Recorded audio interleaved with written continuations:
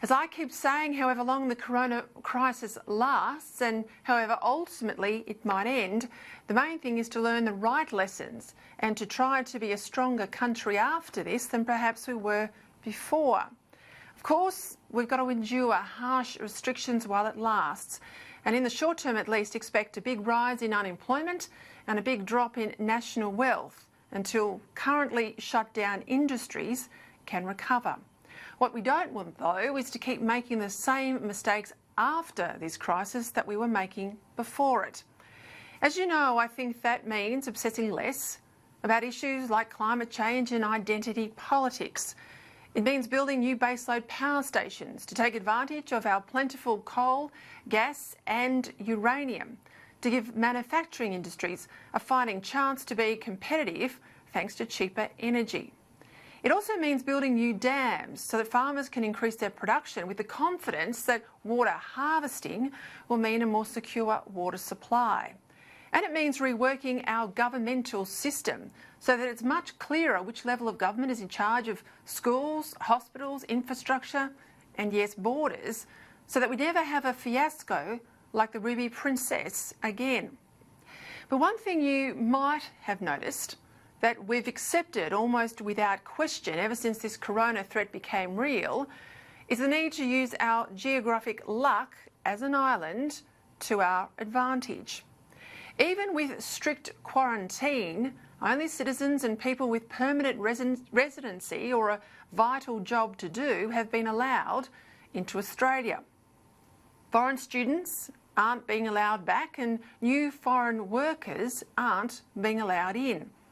And that's for our own good, because we don't want to permit anyone into our country without a very good reason to be here, who might harm our well-being by spreading this virus.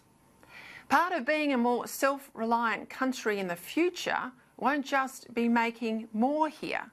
It should also lead to a rethink about importing people to do the jobs that Australians think are beneath them, or to do the jobs that bosses in our school system are too short-sighted to train people for.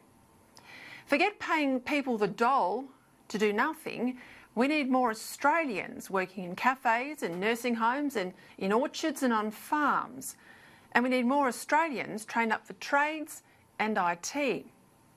What we've got to avoid in the future is patting ourselves on the back, as we have in the past, for economic growth when it's largely been due to the fact of high immigration rather than anything we've done ourselves.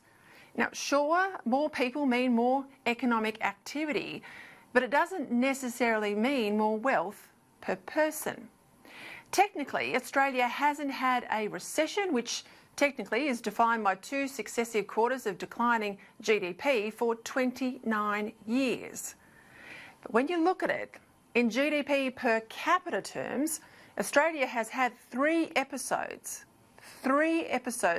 that equate to 2 quarters of declining GDP per person. So we've had, if you like, 3 recessions by individual measure, even if we technically haven't had a recession as a country for 29 years. The most recent recession in GDP per capita terms was at the end of 2018, which is why most Australians feel poorer as people, even when the statistics claim we're getting richer as a country.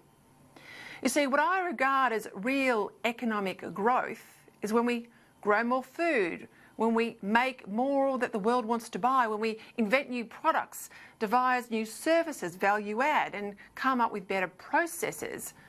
It's not just importing more people, which to my mind is just a lazy route to growth that Treasury bureaucrats use to bamboozle compliant politicians. Out of this coronavirus crisis, if we are going to recover properly and quickly, Australia must have real economic growth, not Treasury's somewhat fake growth, pump primed by increasing immigration, rather than doing more and doing it better. In Canberra, I hope right now that someone is working on this as a priority.